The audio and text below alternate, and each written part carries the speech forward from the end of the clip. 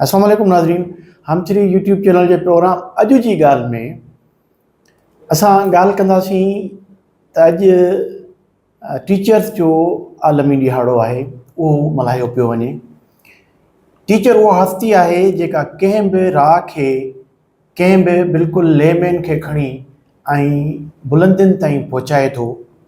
इहो चयो वेंदो आहे त वालिदैन औलाद खे अर्श खां फ़र्श ते खणी ईंदा आहिनि, पर टीचर उहा हस्ती आहे जेका उन ॿार खे फ़र्श तां खणी अर्श ते पहुचाए थो पियो। अॼु जे हवाले सां असां तकलीफ़ ॾिनी आहे उन टीचर खे जंहिंजे लाइ मां जेकॾहिं चवां त उन खे टीचिंग सां इश्क़ आहे, इश्क़ रहियो आहे त ग़लति न थींदो। नाज़रीन, अव्हां जे साम्हूं अॼु हक नवाज़ अब्बासी साहब as a teacher, as a lecturer, as a principal, as a regional director colleges अव्हां वटि आहिनि। टीचर्स जे डे जे हवाले सां हक नवाज़ अब्बासी साहब, असां तव्हांखे पंहिंजे स्टूडियो में ख़ुशि आमदेद चऊं था। साईं भले का महिरबानी। टीचर खे कीअं हुजणु घुरिजे? सर, आउं हीअं चवंदुसि त टीचर जे लाइ 4 ॻाल्हियूं हुअणु खपनि। टीचर जे लाइ हिकिड़ो त हुनखे पंहिंजे सब्जेक्ट जेको हुनखे पढ़ाइणो आहे हुनजी नॉलेज हुअणु खपे।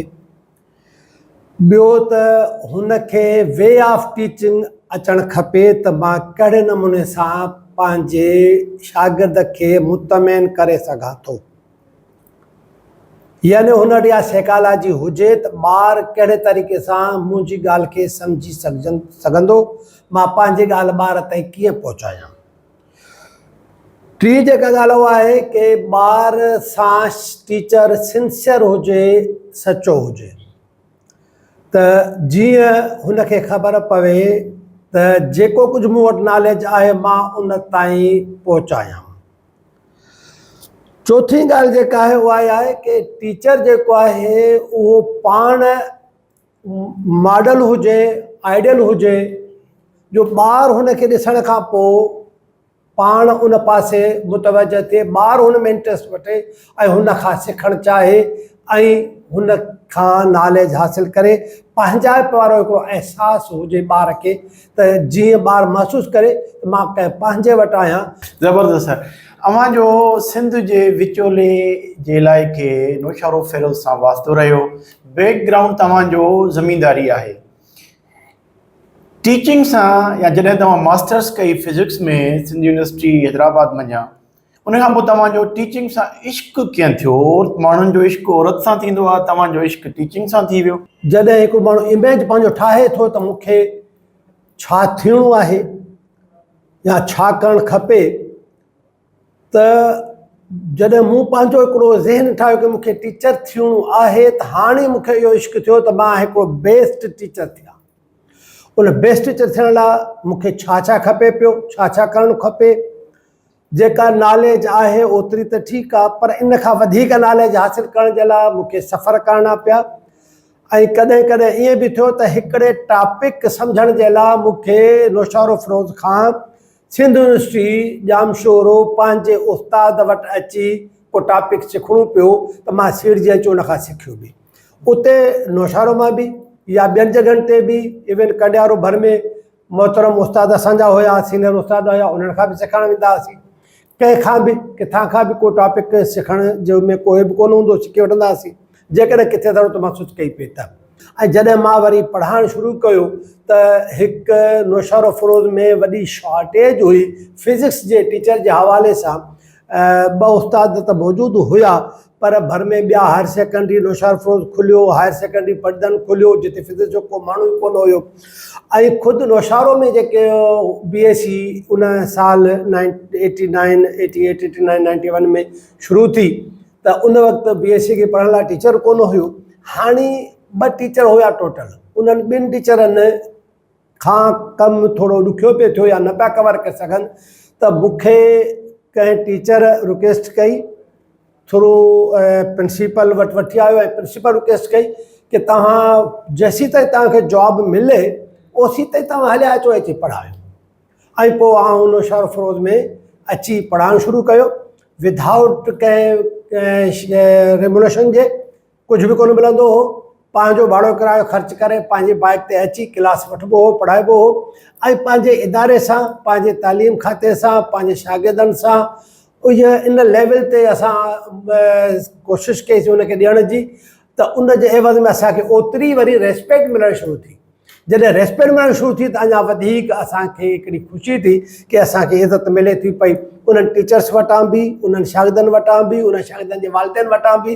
त पोइ अञा वधीक महिनत करे ऐं असां बग़ैर कंहिं मुआवज़े जे बि नौशारो बॉइज़ में, नौशारो गर्ल्स में, पढ़ंदनि हायर सेकेंडरी में ऐं टिनि जॻहियुनि ते बग़ैर मुआवज़े जे 3 सालनि ताईं पढ़ाईंदो रहियुसि। और जेका फ्री ऑफ कास्ट तव्हां ॾिनी माण्हुनि खे, पंहिंजे क़ौम जे बच्चनि खे तइलीम, पोइ जॾहिं तव्हां कमीशन ॾिनी त उहा जेका तव्हांजी ट्रेनिंग हुई, ईअं सम्झो ट्रेनिंग हुई, तव्हां जेका पढ़ाई पियो उते फ्री ऑफ कास्ट, उनजो तव्हांखे कमीशन में इंटरव्यू ॾियण में फ़ाइदो पियो? बिल्कुलु सर, वॾो फ़ाइदो इहो पियो कि हिन वक़्तु कमीशन जा जेके इम्तिहान थियनि था उन में रिटन टेस्ट वरिती थी वञे ऐं उनखां पोइ उन में जेके रिटन टेस्ट क्वालिफाई कनि था उनखां पोइ उन्हनि जो वाइवास या इंटरव्यू थिए थो।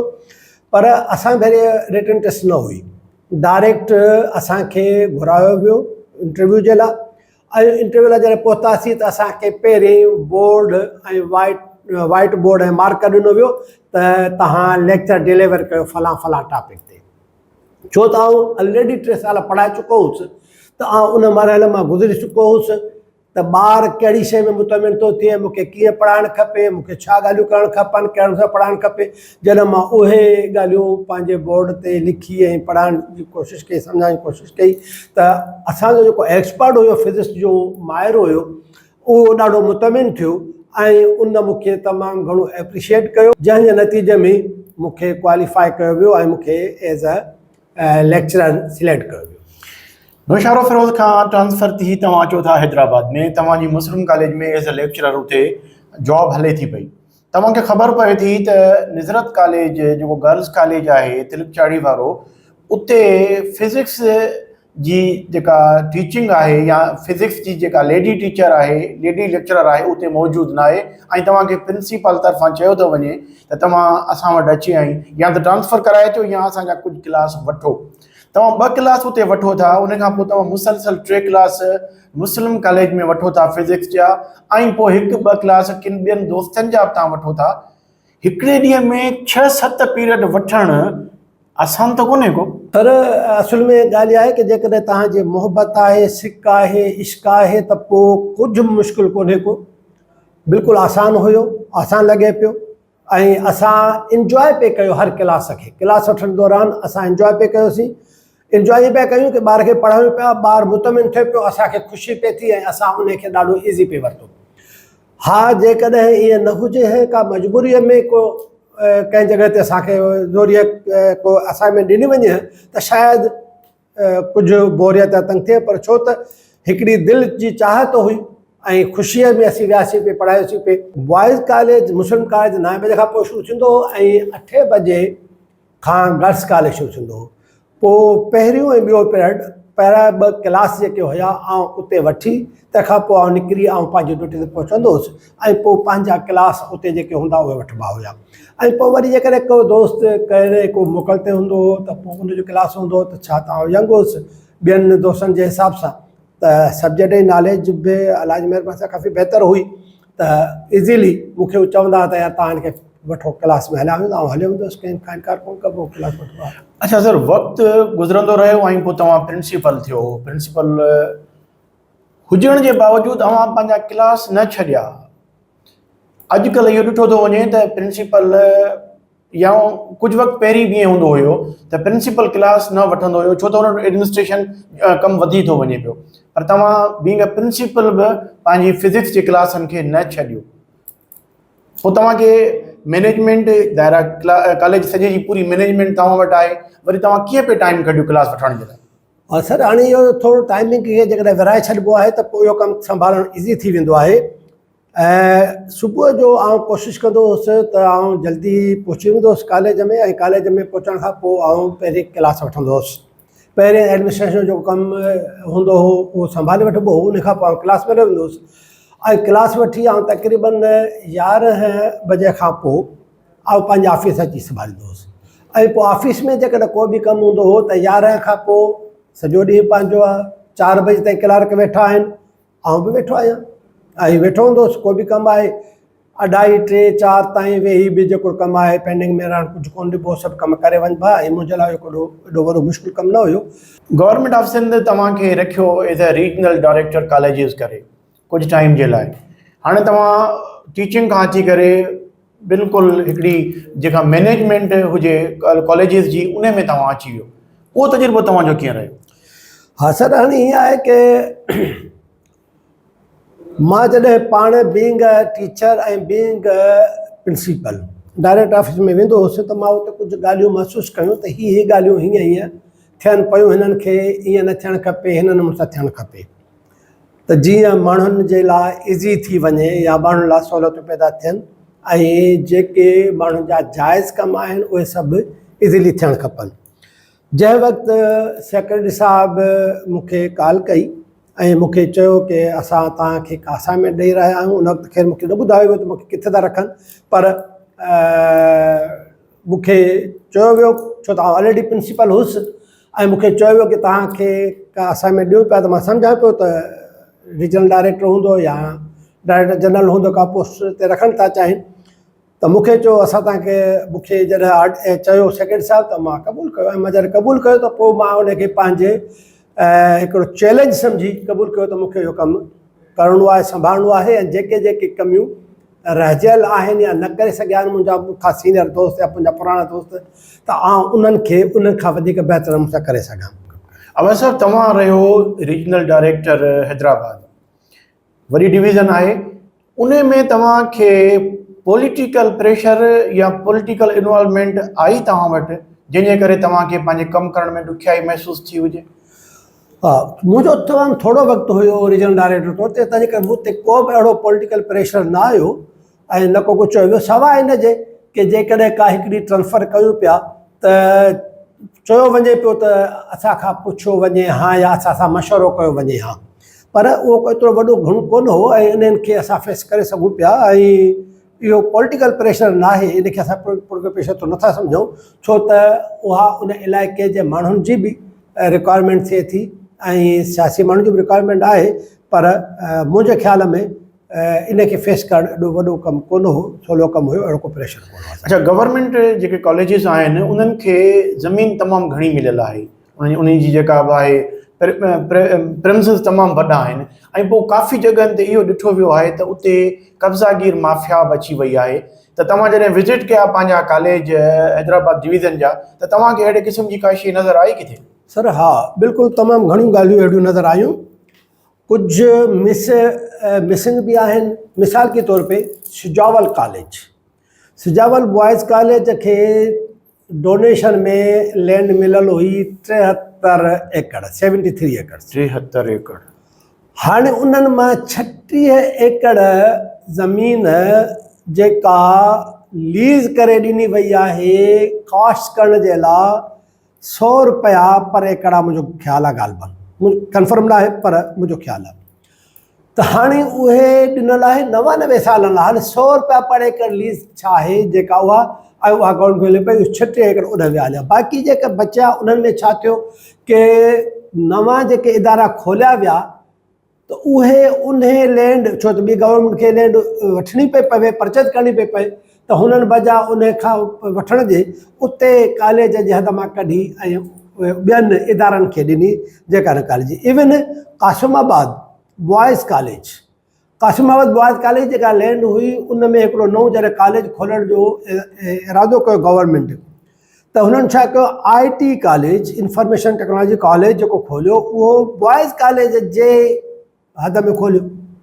हाणे उन जो हिकिड़ो हिसो कॉलेज जी ज़मीन जो हिसो उन ते ई हू कॉलेज खुली पियो। हाणे कॉलेज त ॿ थी आहे बेज़ारी, पर एक्चुअल जेका लैंड आहे उहा बॉयज़ कॉलेज कासिमाबाद जी आहे, IT कॉलेज जी उन में का लैंड कोन्हे। अहिड़े नमूने सां काफ़ी ॿियनि जॻहियुनि ते बि अहिड़ा शयूं मिलियूं या मिलनि पियूं नज़र आयूं जेका लैंड गवर्नमेंट जी हुई, जेका ॾिनी वई हुई, कंहिं माण्हूअ ॾिनी हुई या गवर्नमेंट परचेज कई हुई कंहिं नमूने सां, पर उन ते पोइ वरी गवर्नमेंट खे ई जॾहिं ज़रूरत महसूस थी का ॿियो इदारो ठाहिण जी, त ॿी लैंड परचेज करण जे बजाय उते ई उनखे एक्सटेंड करे उन में उहे रखियो वियो त जेके प्ले ग्राउंड्स हुया या जेके हॉस्टलूं हुयूं या जेके ॿिए उते जो ॿी का शइ उते थी सघे पई या करे सघे पई या उन कॉलेज खे एक्सटेंड करे सघे पियो, हाणे उहे न रहियूं उते, उन्हनि लाइ गुंजाइश घटिजी वई। जे उहे न कजनि, हर कॉलेज लाइ अलॻि अलॻि पंहिंजी लेयर हुजे हा त उहो वधीक बहितर थिए। अच्छा, असां ॾिसूं पिया त गवर्नमेंट कॉलेजिस ते अरबे रुपया, सवे अरब रुपया ख़र्च करे थी बजट में हर साल। असांखे उहा गवर्नमेंट कॉलेजिस वञा जेके शागिर्द पढ़ी निकिरनि था पिया उन्हनि मां उहा आउटपुट कोन थी मिले। इन करे जेको बि सरहदी वारो माण्हू आहे या वीचारो मिडिल क्लास माण्हू आहे, कोशिशि करे पंहिंजे बच्चनि खे प्राइवेट कॉलेजिस में वॾियूं वॾियूं फीस भरे ऐं उते दाख़िल कराए थो पियो। इन तरफ़ गवर्नमेंट जो ध्यानु छो नथो वञे जॾहिं तो पैसा ख़र्च करे थी पई? सर, कैसा माण्हू तव्हां सां मुतफ़िक़ न आहियां इन मामले ते। जेकर तव्हां अॼु बि ॾिसंदव त जेके कॉलेज जंहिंजी मालिकी कई वई आहे, जंहिंजा मालिक थी रहिया आहिनि, उहे कॉलेज बहितर रिज़ल्ट ॾियनि पिया ऐं उहो उन्हनि में दाख़िला बहितर थिए पई। अॼु बि नज़रत गस कॉलेज खे तव्हां ॾिसो, अॼु बि तव्हां मुस्लिम कॉलेज खे ॾिसो, अॼु बि उन्हनि में जिनखे प्रिंसिपलनि ऑन कयो। बाक़ी जेकॾहिं प्रिंसिपल हिकिड़ो आयो आहे जंहिंखे का ख़बर कोन्हे का, या उनखे मजबूरी में आंदो वियो आहे, या बीइंग ए सीनियर उनखे चार्ज ॾिनी वई आहे, या हुनखे ॿाहिरि काॾे ट्रांसफर कयो पियो वञे, हुन पंहिंजे ट्रांसफर खे बचाइण लाइ अची कंहिं कॉलेज में प्रिंसिपल थी वेठो आहे, त हाणे हू छा थो करे, हू पंहिंजो टाइम पास थो करे। नंबर 1। नंबर 2, असां वटि प्रिंसिपलनि जी सिलेक्शन में बि थोरो कुझु असांजूं ग़लतियूं आहिनि या असांजो थोरो सिस्टम में तब्दीली जी ज़रूरत आहे। मिसाल के तौर ते कि असां 20 ग्रेड जूं पोस्टूं रखे छॾियूं आहिनि प्रिंसिपलनि जूं तक़रीबन घणनि कॉलेजनि में। हाणे जॾहिं असां 20 ग्रेड जूं पोस्टूं रखियूं त 20 ग्रेड मिले ई टीचर खे, प्रोफेसर खे तॾहिं थो जॾहिं हुनजी रिटायरमेंट में बाक़ी 2, 4, 6, 8, 12 महीना बचनि था। चंद उस्ताद आहिनि जन वटि खे 20 ग्रेड मिलियो आहे, जंहिंखे 2, 2.5, 3 साल बचा आहिनि। न त इहो हाणे जंहिंखे मिलियो ई 6 महीना 8 महीना, ख़बर मां 6, 8 महीना ख़बर रिटायर थियुसि, मां कॉलेज सां कहिड़ी हमदर्दी कयां, मां कीअं कॉलेज खे ऑन कयां, छो कयां, बसि टाइम गुज़ारिया। त हू टाइम गुज़ारनि था ऐं पोइ उहे कॉलेज खे ऑन कोन पिया कनि। जॾहिं कॉलेज खे ऑन कनि, जिथे जिथे कॉलेजनि खे ऑन कयो वियो आहे, जन मालिक जन प्रिंसिपलनि ऑन कयो, कॉलेज खे पंहिंजो सम्झो मालिकी कई, त उन्हनि बाक़ाइदे उन कॉलेज खे ठाहियो आहे ऐं उन कॉलेज जो बहितरीनु रिकॉर्ड आयो आहे, बहितरीनु रिज़ल्ट आयूं आहिनि। ऐं अहिड़ा कई मिसाल आहिनि, कई कॉलेज आहिनि जिथे ॿार पढ़नि पिया। हा, अलबत्ता थिए ईअं थो पियो कि असांजी सोसाइटीअ में 2-3 हिकिड़ा कॉन्सेप्ट अहिड़ा आहिनि त स्वीपर जो ॿार बि गवर्नमेंट कॉलेज में पढ़े थो ऐं मुंहिंजो इंजीनियर जो या डॉक्टर जो ॿार उन कॉलेज में पढ़े। असां पाण पंहिंजे ॿार खे गवर्नमेंट कॉलेजनि में छॾण लाइ तयारु कोन आहियूं। जे असां पंहिंजे ॿार खे गवर्नमेंट कॉलेज में छॾियो ऐं वरी पोइवारी कयूं, कॉलेज में वञूं, ॾिसूं उस्ताद पढ़ायो न पढ़ायो।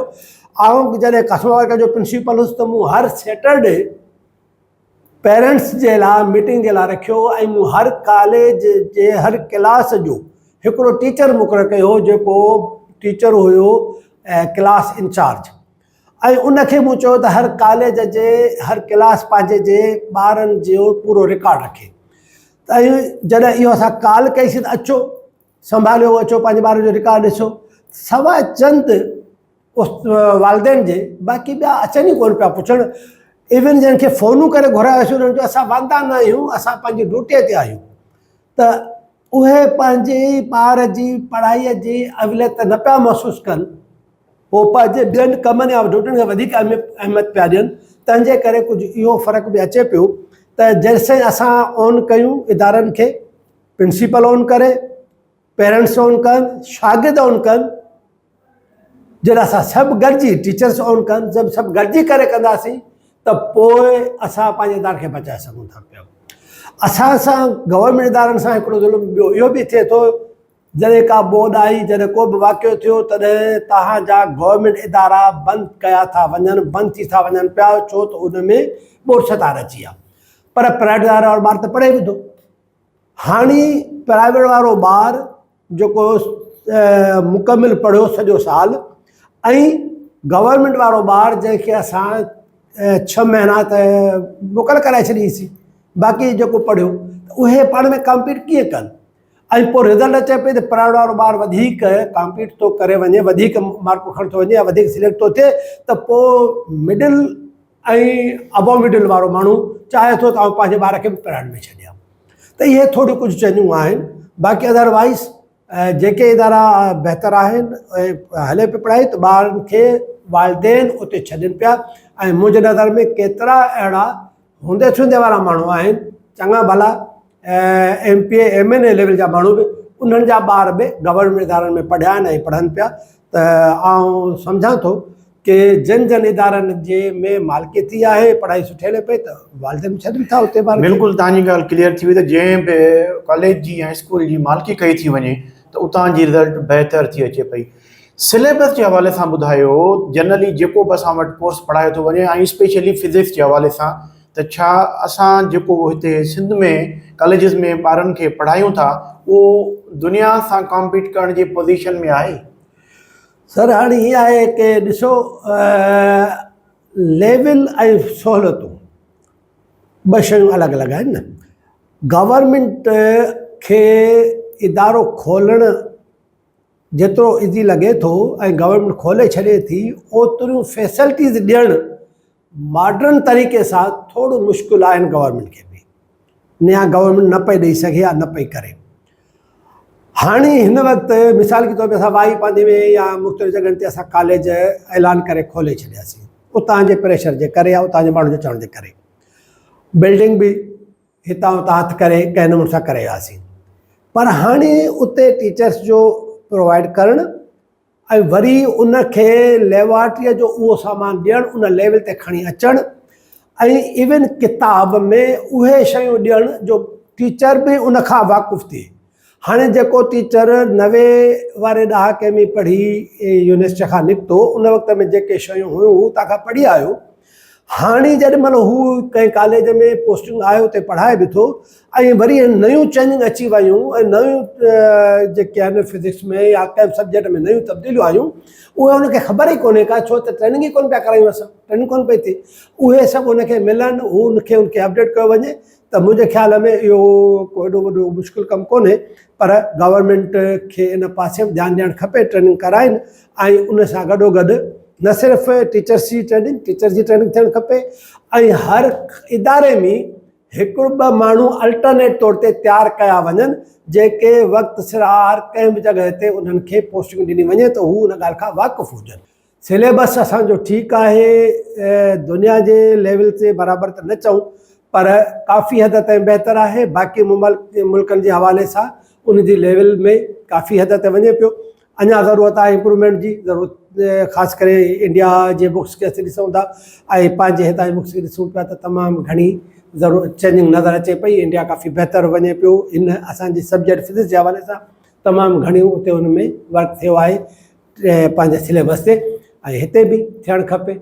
हिते यूनिवर्सिटी ऑफ सिंध जहिड़े में बि जेका हुअणु खपनि लेबॉरेटरी इक्विपमेंट्स, उहे उन लेवल जा न आहिनि। इन्हनि खे बि प्रैक्टिकल करण लाइ वक़्तु खपे थो पियो। अॼु जो जेको शागिर्द आहे उनखे तव्हां कहिड़ो पैगाम ॾींदो? अॼु जे जेको टीचर आहे सेकेंडरी में जेको पढ़ाए थो, या जेको लेक्चरर आहे, उनखे तव्हां कहिड़ो पैगाम ॾींदो? ऐं गवर्नमेंट छा करे सघे थी उन जे लाइ कुझु तव्हां 2 या 3 सजेशन ॾेई सघो था सिंध सरकार जे लाइ? 3 सवाल नंढा नंढा आहिनि मुंहिंजा, इन्हनि खे तव्हां एड्रेस करे वठो।